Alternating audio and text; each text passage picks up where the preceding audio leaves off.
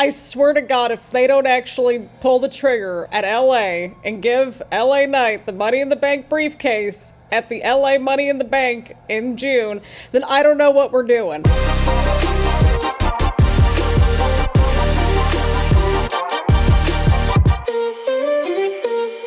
Alright, you delightful human beings, and welcome back to the channel, or welcome if you're new here. I'm Christina, aka That Writer, and today we're gathered here to watch the Friday Night Smackdown after WrestleMania, and hopefully it's just as good as the Monday Night Raw after WrestleMania, because I don't know if y'all caught the Monday Night Raw after WrestleMania.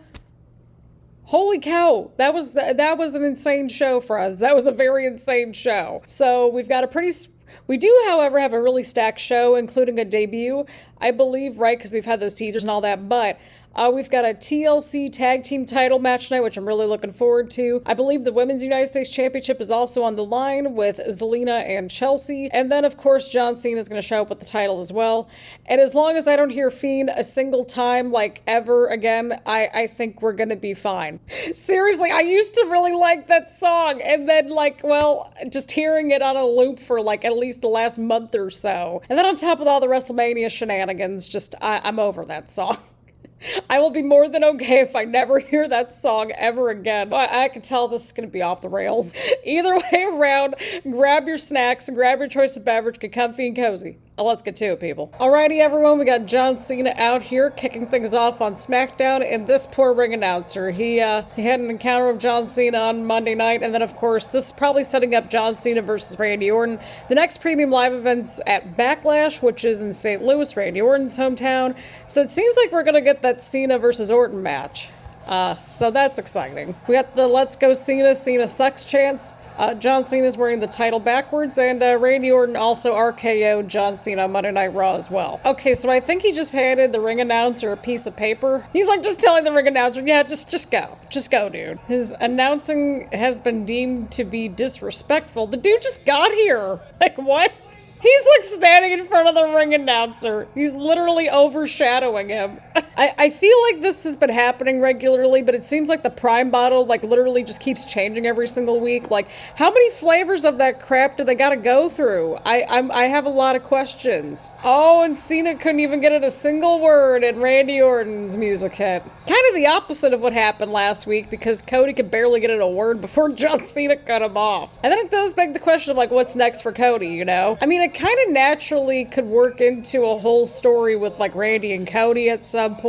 So I don't know. I'm interested. And then, of course, the natural rematch of Cody and Cena, so it adds up. But then who's going to win Money in the Bank? I love how we're just keeping the trend going of just singing Randy Orton's entrance music. Okay, like, the cameras are shaking and everything. I mean, Randy Orton also had a crazy turn of events, too, because he faced off against Joe Hendry at WrestleMania, so that was a whole situation right there. I said his name. I don't know if he'll appear, but I said his name. I'm gonna see myself out. Oh my God, 25 years ago? God, 25 years ago from when they first shook hands, I would have been 4 years old. All while the adults in the room were booing the crap out of Cena. See, that's what I'm saying. Like, the kids looked up to John Cena back in the day, and then it's like, we're now the adults pretty much. So it's like, did we turn on John Cena at some point too? Because it was cool? Right, that's what I'm saying, Randy. Thank you. My God. Are they ever going to address the whole situation with John Cena and The Rock? Like, I really mean it. Like, how are they connected? I know The Rock was on, like, I think it was Pat McAfee's show and just going off the rails a little bit. I saw the clip. Okay, I don't necessarily agree with the direction we're going here. Even Cena's like, well, I might be on Cena's side of this one. Just because you become a parent, that doesn't necessarily mean that you're a better human because of it. Okay, thank you, Cena. Thank you. Oh, crap. He didn't have kids because he spent the last 25 years raising yours. So I was technically raised by John Cena. He's just going off. A 6-year-old really gave him the finger? What? And can we talk about that for a second? Because if John Cena raised us for the last 25 years, a lot of us that were raised by John Cena by this logic are probably the parents. So by that logic, the parent was probably raised by John Cena, and now they're raising a kid, and that kid just flicked off John Cena. We're doing such a great job. Oh, God, we're not even gonna go on about like social media either. Oh God, we went down the rabbit hole a little bit, friends. He's giving life advice here, and I'm kind of here for it. The Hollywood rot. And on that flip side, Randy's kind of onto something there, because like I was saying earlier, a lot of us that were raised by John Cena, by the logic in this promo, we're bringing our kids to these shows, or bringing our nieces and nephews, or shoot, we might even be bringing our own parents to these things, right? Or like other family members or friends or whatever, or we just might be getting our friends back into this stuff or into it for the very first time. So I'm just saying, like, we had a ripple effect a little bit. Yeah.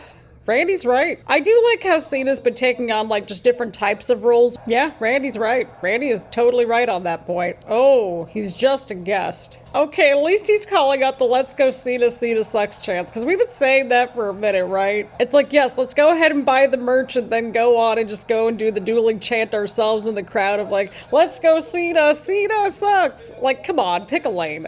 Well, wasn't Randy like a total menace for a while and like basically the top heel for a cup of coffee? So he understands the assignment. He knows what goes with the territory. Okay, see, he's saying to put our energy into different superstars then. He does have a point though, because it's like, as soon as you start doing something else, it's like, you're a traitor. And it's like, no, they're just like doing different things. And that's okay. You should be able to expand your horizons and try different things out. God, we're doing the what chant? Seriously? Thank you, Randy. This is a bizarre situation here. Oh, he told Randy to shut up. Randy was like really cooking there too, because he brought up some great points. And it makes sense, you know, right? Like, because of like wrestling, a lot of people are providing for their families and loved ones. So basically, if Cena takes the title with him at the very end, it kind of implies that we're just like ruining wrestling because of that. Because that would kind of make sense given the lineage of the WWE Championship and how synonymous that title is with WWE. Weren't we just talking about how this match should just be at Backlash? And there's also plenty of wrestling history and lore in St. Louis in general too, right? If we're really going far back into the lore. Oh, Cena just went after Randy now. God, this whole situation's crazy. Oh, there goes Randy with the RKO though. Familiar scene from Monday night. I would like to see Randy get another title run before he hangs up the boots. I mean, he looks great with the championship. I mean, it is a really nice championship. My dudes, this was the first 30 minutes of the show. This was insane. This was great. This was fantastic. Go out of your way to watch this. I'm excited to see what's going to happen moving forward, and I know it's going to be a shorter buildup, but you know what? Sometimes it's about quality over quantity, and with Randy and John Cena having like as much history as they have with each other, it kind of writes itself in a way, so it doesn't necessarily need a whole big build or anything like that, but you know, just from this week alone, I've been, you know, invested in it, and it's the first time that, as far as I can remember, that we're really getting like a good guy Randy Orton. I mean, he said it in the promo, a good guy Randy Orton and a bad guy John Cena. So I mean, it makes it automatically a little bit more interesting with that. Plus it's in Randy's hometown. So I mean, all those variables in play there, it'll be interesting. And something else to point out too is that John Cena Monday night had like the dates calendar. So there was like a little countdown going. So I think he's down to 26 dates. I know that he's going to be popping up quite a bit throughout the summer months. So I don't necessarily know how that's all going to play into effect. I do suspect that whoever wins Money in the Bank could be the one to take it off of Cena, but it needs to be somebody very credible. So between that, or if they're able to build up some really credible like people to get the title off of Cena, presumably on the SmackDown side, assuming that he stays on SmackDown, because it looks like he's on a bunch of SmackDowns throughout the summer. So I don't know. That's just, you know, thought process. I know we've been yapping quite a bit, but I mean, this was a very long segment. We got so much ground to cover tonight. I'm going to go ahead and give this a big old thumbs up. This was great. I love those promos when both sides are making sense. And I agreed with some things that Cena was saying. I agreed with some things that Randy was saying.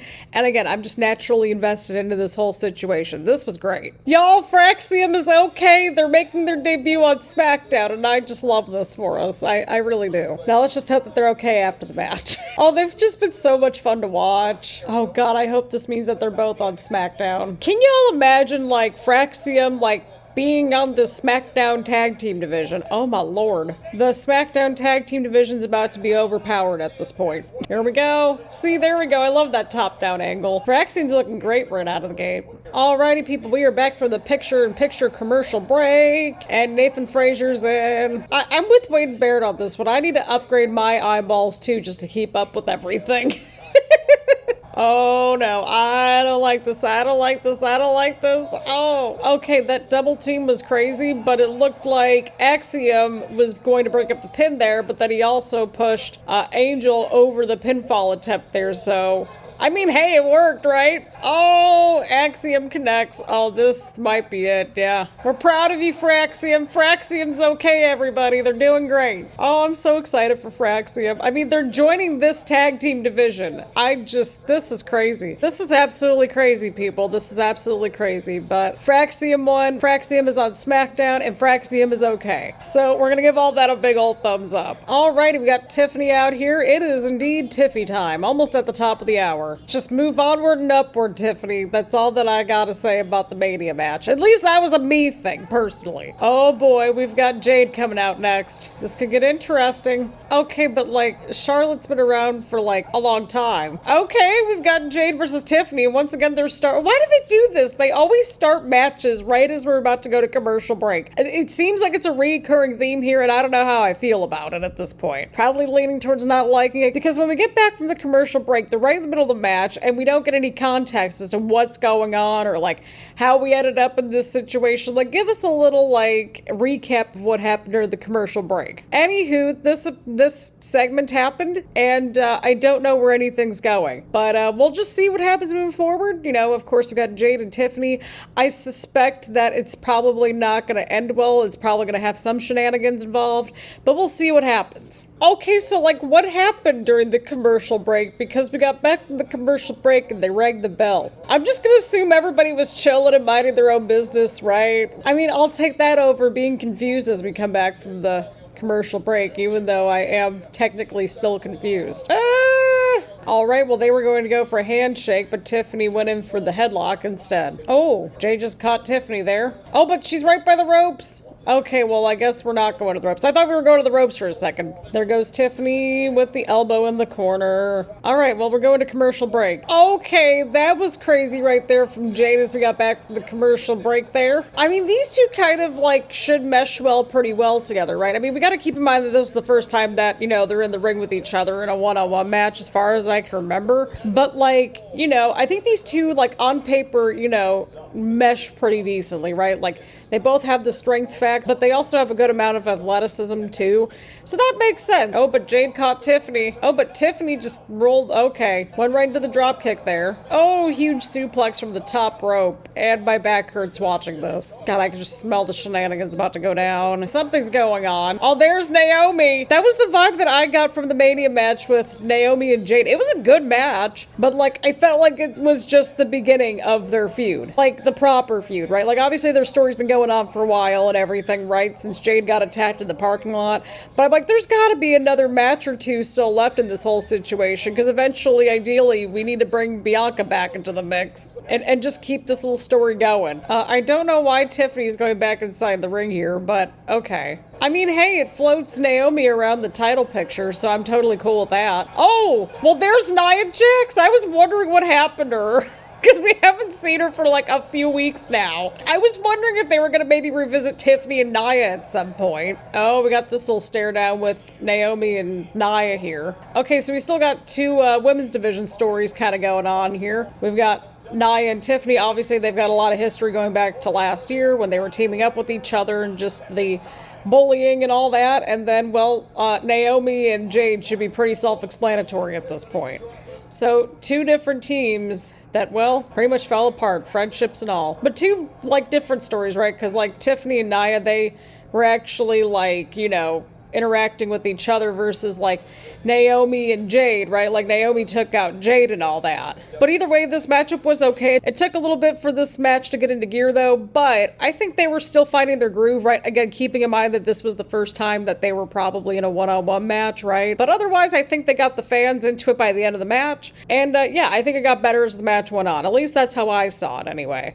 But I'm more interested to see where everything's going to go moving forward. We've got Tiffany and Nia presumably running it back, presumably Naomi and Jade continuing their story a little bit too. So I just want to see what happens moving forward. Dude, listen to those chants for Jacob Fatu right here.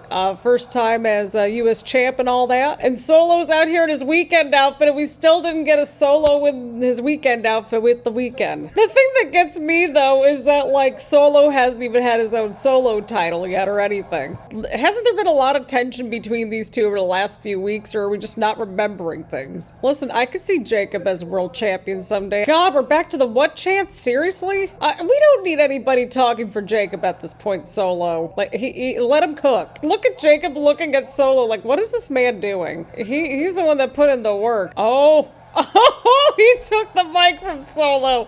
Come on, Jacob, you got this. And he did. He won that U.S. championship. He technically did it without Solo because there were no bloodline shenanigans at Mania. I love how we're technically supposed to be booing him, and yet we're just all, like, right behind him. Jacob, you've been a menace since the first episode of Smackdown that you showed up on last summer, okay? Like, I mean, I've been saying, right, like, this is a show full of menaces, pretty much.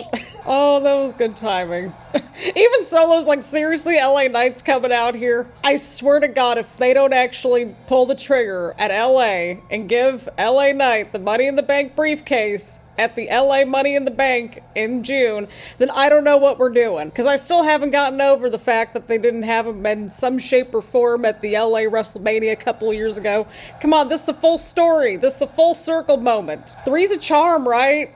Yeah, that one BF2 is just insane. It was one of the best matches between Night 1 and Night 2. Listen, I'm all for a rematch between LA Knight and Jacob. Oh my God, we're bringing back Drew the Bloodline Hunter. Yes, come on, bring this story back. I mean, if this gets us a Drew, Jacob, LA Knight type of situation, I'm okay with this. These are three very viable people that could be going after John Cena at some point right here in this segment. Drew, he's a menace. LA Knight, he just cooks all together in the ring and on the microphone and can probably be a menace when he wants to. And then you've got Jacob Fatu, who literally said he's a menace. Listen, you were tweeting again during your match. Well, he wasn't actually tweeting. He took a selfie and then somebody else posted it. But shh, you get the idea. It's the immersion. Listen, The Rock's breaking the immersion for all of us at this point.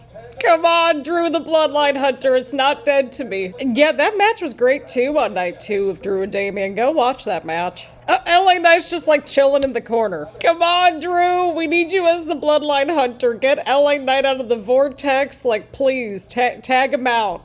Tag in, Drew. Listen, Drew, I have a lot of questions on this show on a weekly basis. There's Solo just like waving in the background. And there's LA Knight. Drew, we've been watching pretty much everything the last few weeks. LA Knight's just so over this at this point. I mean, to be fair, LA Knight really shouldn't have lost that U.S. championship in the first place, but I mean, to be fair, Drew's last title run was like 5 minutes, so. Oh yeah, and then Drew lost Money in the Bank. Here's what happened too, by the way. Drew McIntyre last year, his last sort of achievement in WWE was the Money in the Bank briefcase. And he literally said that, like, Monday Night Raw before Money in the Bank, that he was gonna cash it in at, like, the end of the show, and he did, and he lost the Money in the Bank briefcase. And I'm like, seriously? Like, okay. Before that, though, this whole situation obviously set up the Drew and Damian situation. Drew basically self-sabotaged his WrestleMania title win last year at Mania when he beat Seth in the opening match at Night 2. Damian cashed in Money in the Bank, and won the title, so it all comes full circle. Come on, Drew. I'd be cool with a Drew and LA Knight feud. It could be a good way to get both of them up to that main event spot again. Oh, all right, Nick Aldis. Yeah, I think so too. We know where it's going. I mean, hey, listen, this is another way to elevate people and a championship at the same time, because realistically, these three dudes could easily be main eventers, and, well, Solo's main evented in the past. And this is how you build prestige for a championship. I got a kick out of this. I was having a little laugh. And once again, oh, Solo. Everybody was just cracking me up in this whole situation here. Will LA Knight get out of the bloodline vortex? We don't know for sure. But for the love of God, like, just get that freaking briefcase on him at the LA Money in the Bank. This was entertaining no matter how you slice it. I'm excited for Jacob with the United States Championship. I want to know when him and Solo are gonna just like have their feud at some point, right? Because we can all sense that that's where things are going. I'm interested in this whole LA Knight and Drew McIntyre situation, and we've sort of planted the seeds for everybody in that whole circle, in that orbit, in that moment there to maybe eventually interact with Cena at some point. I don't know. Realistically, I could see any of the four of them because Solo already beat Cena a couple years ago, right? And LA Knight teamed up with John Cena and had some moments there. So oddly enough, somehow everybody's connected at some point. Either way around, this was entertaining and I had a laugh, so I'm gonna give this a thumbs up. Alrighty everyone, we've got Chelsea defending the Women's US title against Zelina Vega here tonight. Of course, Zelina won an opportunity at the Women's US title, and I think that was last week where they had just like, I think the count out finish and we were all confused. So that happened. The Secret Harvest, they're at ringside as well, which again, like, why did they just like get rid of them for 1 week and then bring them back the next week if the shenanigans are gonna go down? I don't know. And there goes the Secret Harvest going into action. Like, okay. Alrighty, lovely people, we're back from the commercial break. We're at the top rope now. God, my back hurts just watching that. Oh, huge elbow right there from Zelina. Zelina with the knee. Oh, takedown right there. Oh, I thought that was a 3. That looked like that was going to be a 3. And there goes the Secret Harvest again. Oh, here we go. Thank you. The referee got rid of them. Weren't you two just banned last week, though? Like, I don't understand. And there goes Chelsea. Oh, there goes Zelina. Oh my god! Zelina won! Zelina won the US title! And there goes the Secret Harvest. Run, Zelina, run! I actually did not expect that to happen. Look at Zelina's face! Oh, I'm so proud of Zelina. I love this so much. Just look at the emotion on her face. I'm about to cry for her. I'm feeling the feels, and I will not apologize for it. Congratulations, Zelina. You deserve it. And Chelsea, we appreciate you for being an awesome inaugural Women's US champion. So, I mean, hey, for an unexpected title change, we'll give that a thumbs up. Rest of the match was okay too, so I can't complain about it. Okay, everything went dark. I'm very suspicious. Oh, no way. Okay, so the Miz was going on about some just shenanigans about nobody having an opponent or whatever. And, well, this is fantastic. Oh, I love this so much. We got the old music back and everything. The entrance music, everything. Literally everything. This is amazing. Oh, and the old name back. Alrighty. Oh, and he's got a custom nameplate. Listen, as long as he just goes ahead and just starts kicking people, I think we're fine. I'm just so glad that we got the entrance, the music, like everything that made him like super cool at NXT, like just back. Like I was enjoying some of his stuff over in AEW and everything, but my God, I never know what happens to half that roster over there at this point. But this is fantastic. Why is the Miz still in the ring?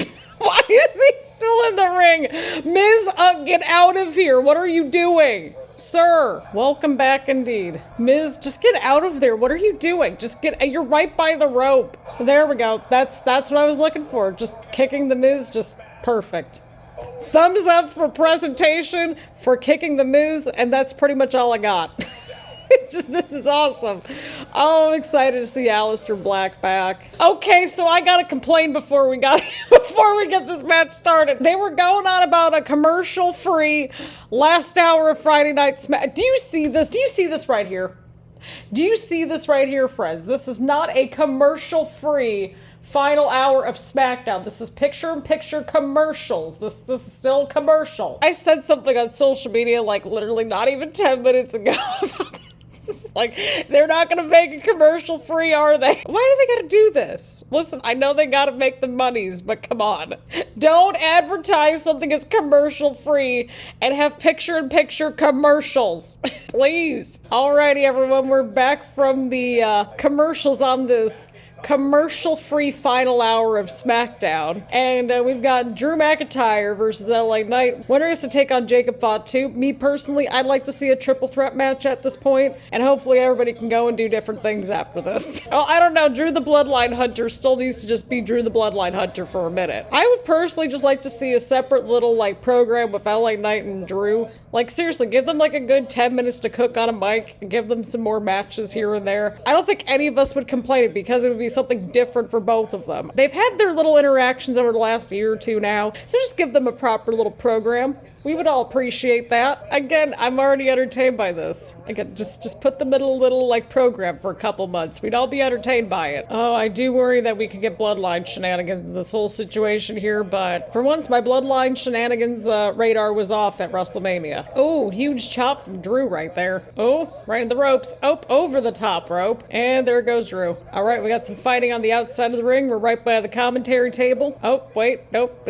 Okay, is Drew walking away or what's going on here? Okay, well, Drew just got back inside the ring. Well, I mean, to be fair, I feel like both Drew and LA Knight had a lot of wear and tear. I don't know, Drew was in that Sin City street fight, and then LA Knight had the match of Jake and Fatu. I'd assume that'd do some damage to both of them. Oh, ouch. All right, Drew. Drew got in a brainbuster right there. Oh, counter right there. Oh, nope, not entirely. Sort of. A sort of counter. He blocked the move. There we go. That's the word we're looking for. We're blocking moves. God, even like just that simple suplex, like I'm in pain watching it, just knowing like the two matches that these two dudes went through on WrestleMania weekend. Oh, yep. He's building up momentum here. Oh! Okay, I don't know what just happened there. Something happened. And there's the elbow drop. Oh, Drew with the counter, though. Drew landed on his feet, and, well, now Drew's on the outside of the ring. Drew's like, I'm not going back near the commentary table. And, well, he's back at the commentary table. I'm like, wait a second here. Did he land at the commentary table, on the commentary table? Prepositions are important, people. This is like grammar lessons here. Oh, Solo! Bloodline shenanigans! Oh, Solo. I swear, what is it? What is it with the bloodline? And Drew doesn't care. He's like, I'm gonna go get a title no matter what it takes. Oh, and there's Damian now. Okay, so the referee caught Damian going after Drew, but not Solo going after LA Knight. We were having such a good time. I want to know what Jacob's got to say to Solo about that. Like, did he have any sort of insight into this whole situation? I feel like we're going to get a triple threat match out of this, right? I don't know, but something's going to happen. I mean, obviously, Damian took out Drew, so I'm assuming that's going to continue somehow, some way, right? Even though I feel like it kind of probably wrapped up Mania. I don't know. But, yeah, Solo just went after LA Knight, so he's in the bloodline vortex. LA Knight looked like he was trying to talk to the referee to tell him all about Solo, and now LA Knight's gonna get Damian's face. There's Jacob now. So are we getting a fatal four-way type situation, perhaps? I don't know where any of this is going. Nick Aldis, get out here. We need some answers. I mean, they put most of the menaces in one program, seemingly enough, on this show, right?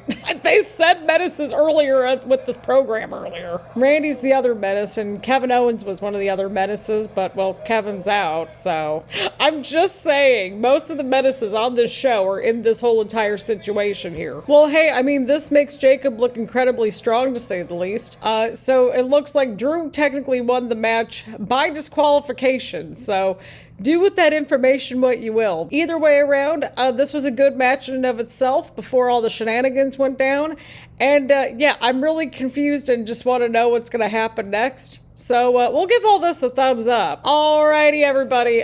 We've got the triple threat TLC tag team match for the WWE tag team titles to close things out here. We've got a solid, like, I think 25 minutes left on the clock. So, I mean, hey, we'll take that as a win. We've got DIY, we've got the Motor City Machine Guns, and of course, we've got the tag team champions, the Street Profits. I feel like that top-down angle is going to come in handy in this match. I mean, yeah, that's a pretty straight shot up the ladder for those tag team titles, but, well, it was up until, Chris Sabin got in the middle of the ring here. Okay, well, Angelo Dawkins is going up the ladder with Chris Sabin. Oh boy. Okay, so Alex Shelley's trying to go after the leg and kind of almost, I was gonna say, he's trying to kind of maybe just keep him trapped in the ladder. Okay, well, no, he's not trapped in the ladder, but using the ladder as a weapon to go after the leg. Okay, so I think the Motor City Machine Guns just kind of shoved the ladder right at Montez Ford. I'm pretty sure that was the case there. All right, we got a steel chair, but the people kind of want some tables at some point. Oh, right into the face. Oh no. Ooh, ouch. There we go. Okay, there goes the steel chair again. Oh dear God. Okay. There goes Montez Ford right there. I mean, he's got a clear opening and everything, but like, how much damage did he take? And there goes Ciampa. Okay, Gargano's on the other side of the ladder with another ladder. Gargano's got the right idea though. He's on the other ladder and he's trying to go after okay, you might want to go up a couple more rungs there.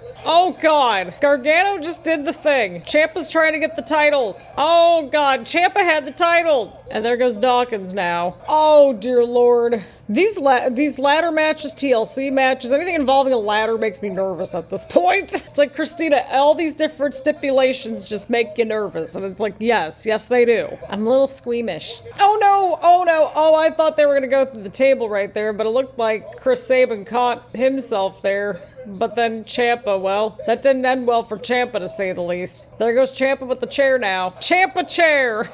Oh God, I can tell we're getting close to the end of the show. Oh my God, Gargano just, oh God, he just hit Shelly, who had the chair around his neck, with another chair. I'm in pain. I'm in actual pain, friends. I'm in actual pain. And there goes Chris Sabin right into a chair. Joe, don't say anything more about it being commercial free because Mr. Picture-in-Picture might come up. We still got a good 17 minutes left on the clock, so I wouldn't rule out anything. Oh no. They're not gonna do it. They're not gonna do the thing. Oh no. Well, there's Montez Ford. I was like, where'd he go? Because I saw him a little while ago, but then I didn't know where he went off to. Oh no. Oh God.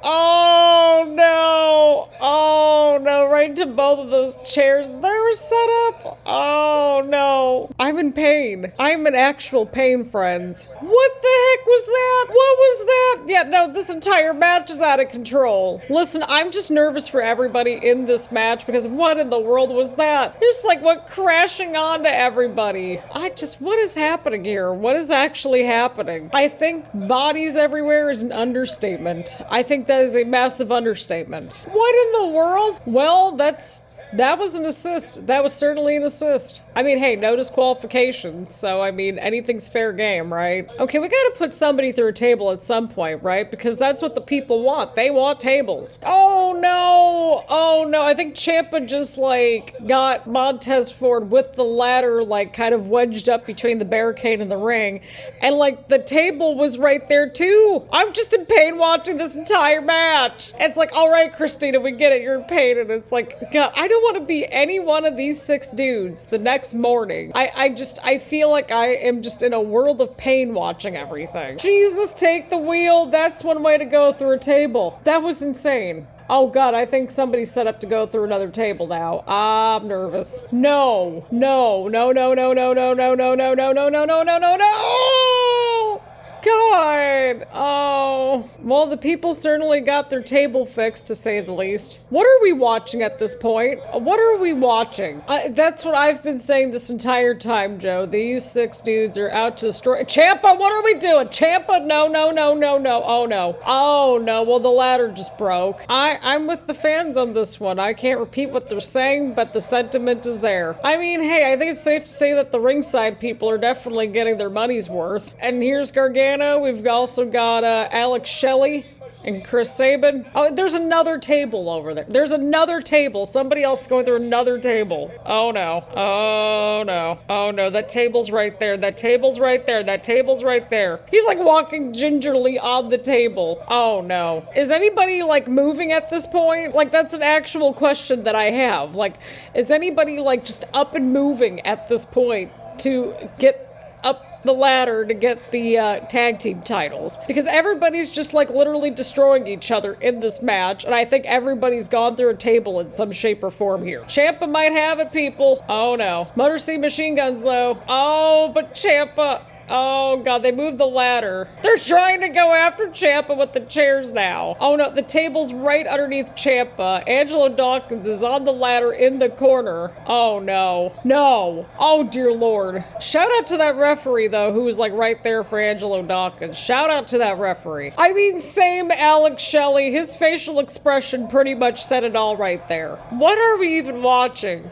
I don't even know what we're watching at this point. I don't know what we're watching. This is just insane. I mean, listen, they've got the right idea. Chris Sabin's just watching and making sure that, you know, Alex Shelley can get up the ladder, but there goes Gargano just throwing chairs at everybody. How are any of these dudes still going at this point? I don't know how anybody is moving at this point or anything. And there's Montez Ford somehow, some way, just flying up there now. Oh, no, there's Gargano now. Oh, he just trapped him in the ladder. Again, that's one way to do it. That is certainly one way to do it. There goes Chris Sabin. Oh, but Montez. He's like climbing up the side of the ladder. I mean, hey, this is one way to do it. This is certainly one way to do it. Okay, I was gonna say it's stuck there for a second. I agree, Joe. That was awesome. I mean, that is one way to win a ladder match. He climbed up the side of the ladder, but he still climbed up the ladder to get the titles.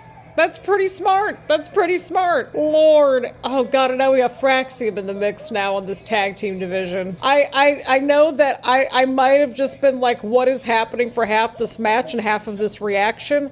I'm giving this a double thumbs up because what in the world did we just watch? This match was everything it needed to be and then some. Major brownie points to all 6 of these dudes for just like putting it all on the line and just literally going through tables, ladders, chairs, everything, because we got to take a moment to appreciate what they put their bodies through and stuff. This was just insane, friends. This was just insane. But again, like these 3 teams have been kind of intermingled for a while, so I'm very interested to see where everyone's going moving forward. But my God, what did we just watch? What did we just watch, friends? This was insane. This was absolutely insane in like the best way possible.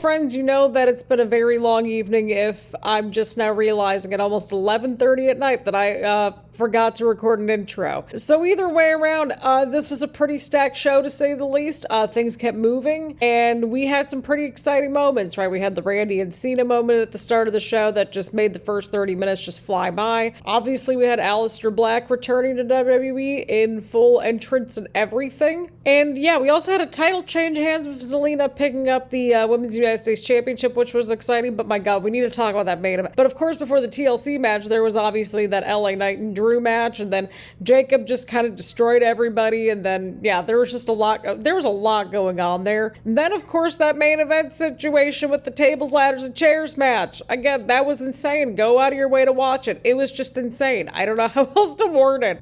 This was a pretty stacked show though. Again, like a lot of things kept moving. I have a lot of questions still, but overall this week's episode, I'm gonna go ahead and give it a big old thumbs up. I quite enjoyed it, and it just kept moving all night, and I can't complain about that, except really the commercials, because yes, let's have a commercial-free final hour of SmackDown, but still include a picture-in-picture, because that's not a commercial, even though there were commercials in that picture-in-picture. Either way, let me know what y'all thought about this week's episode of SmackDown down in the comments down below. Leave a like, leave a comment, make sure to hit the subscribe button, and hit the bell button to get notifications around here and that sort of thing. Again, thank you all so much for tuning in, and I will see you all in the next one.